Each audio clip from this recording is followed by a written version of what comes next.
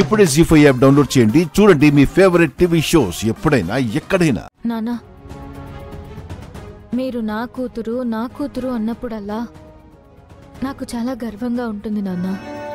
కానీ మీ కూతురు జీవితాన్ని మీరే అన్యాయం చేస్తుంటే చాలా బాధగానూ ఉంటుంది నాన్న. రూపా, ఏంటమ్మా రూపా అలా మాట్లాడుతున్నావు? అన్నయ్య నీ జీవితం అన్యాయం చేయడం ఏంటమ్మా? మరి దీన్నేమంటారు చిన్నయ్య గారు?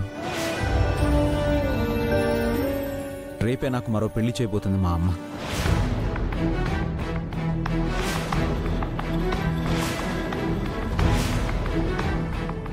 అసలు మాకిష్టం వచ్చినట్టు మేము బతకలేక, మీ ఇష్టానికి తగ్గట్టు అడ్జస్ట్ అవ్వలేక మేమెంత నరకం అనుభవిస్తున్నామో మాకు మాత్రమే తెలుసు.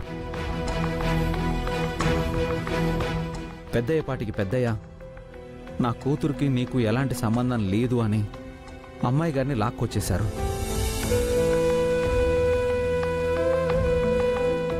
వెంటనే మా అమ్మ, నువ్వేం బాధపడకు, నీకు రేపే పెళ్లి చేస్తాను అంటుంది. అసలు మా బాధ ఏంటో మీలో ఒక్కరైనా ఆలోచిస్తున్నారా?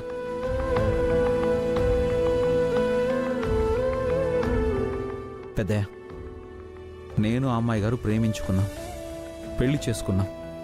మీ పెద్దల నిర్ణయానికి మేం బలైపోతున్నాం.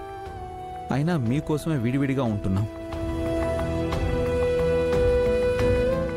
అయినా మీ కూతురు జీవితాన్ని మీరే నాశనం చేస్తుంటే నేనెందుకు బాధపడాలి పెద్దయ్య? ఒక తండ్రిగా మీకు లేని బాధ నాకెందుకు ఉండాలి?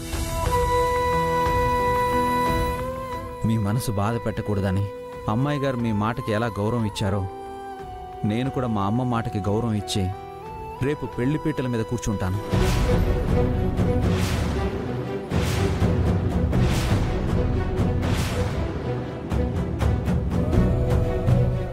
మా అమ్మ ఏం చెప్తే అది వింటాను. తాళి కట్టమంటే తాళి కూడా కడతాను. రాజు! అవునమ్మాయి గారు, పెద్దయ్య గారికి ఏమాత్రం మీ జీవితం మీద గౌరవం ఉన్నా, మీరు ఆయన కన్న కూతురన్న ఫీలింగ్ ఉన్నా ఆయనే వచ్చి ఆ పెళ్ళి ఆపుతారు.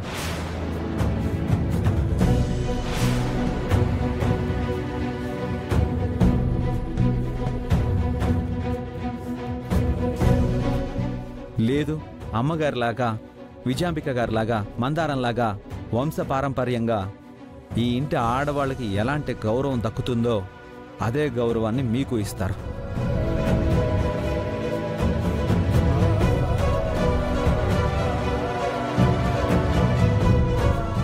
మీరేం కంగారు పడకండి.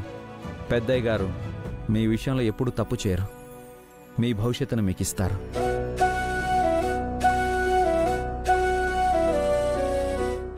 పదండి అమ్మగారు.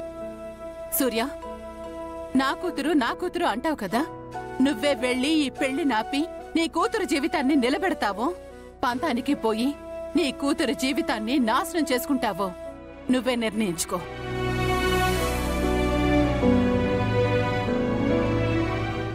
జీ5 యాప్ డౌన్లోడ్ చేసి అన్ని ఎపిసోడ్స్ పూర్తి ఉచితంగా చూడండి.